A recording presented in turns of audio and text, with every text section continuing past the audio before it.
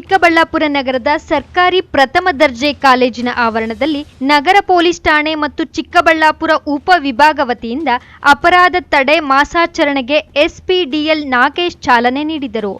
ನೂರಾರು ಸರ್ಕಾರಿ ಪ್ರಥಮ ದರ್ಜೆ ಕಾಲೇಜಿನ ವಿದ್ಯಾರ್ಥಿಗಳಿಂದ ಹೆಲ್ಮೆಟ್ ಧರಿಸಿ ಪ್ರಾಣ ಉಳಿಸಿ, ಸಂಚಾರ ನಿಯಮ ಪಾಲಿಸಿ, ಅಪಘಾತಗಳನ್ನು ತಡೆಗಟ್ಟಿ, ಅತಿ ವೇಗ ಚಾಲನೆ ಮೃತ್ಯುವಿಗೆ ಆಹ್ವಾನ ಸೇರಿದಂತೆ ಇನ್ನಿತರೆ ಶೀರ್ಷಿಕೆ ಬೋರ್ಡ್ಗಳನ್ನು ಹಿಡಿದು ಚಿಕ್ಕಬಳ್ಳಾಪುರ ಬಿಬಿ ರಸ್ತೆ ಮತ್ತು ಎಂಜಿ ರಸ್ತೆಗಳಲ್ಲಿ ಜಾಥಾ ನಡೆಸಿ ಸಾರ್ವಜನಿಕರಲ್ಲಿ ಅರಿವು ಮೂಡಿಸುವ ಕೆಲಸ ಮಾಡಿದ್ರು.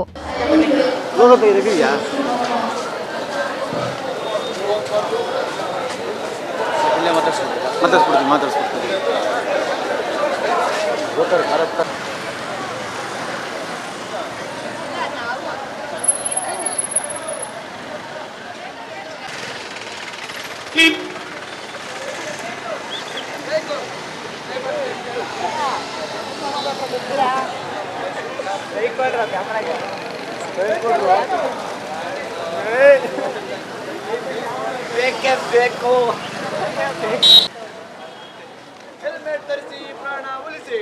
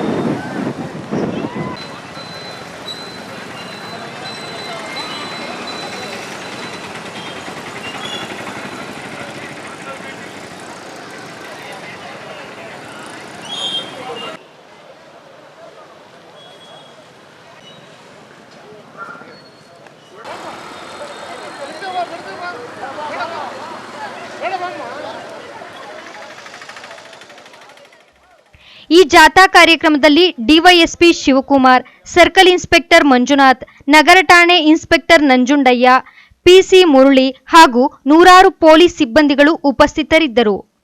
ಕಳವಾರ ಅರುಣ್, ಎಂಎಂಟಿವಿ ನ್ಯೂಸ್, ಚಿಕ್ಕಬಳ್ಳಾಪುರ.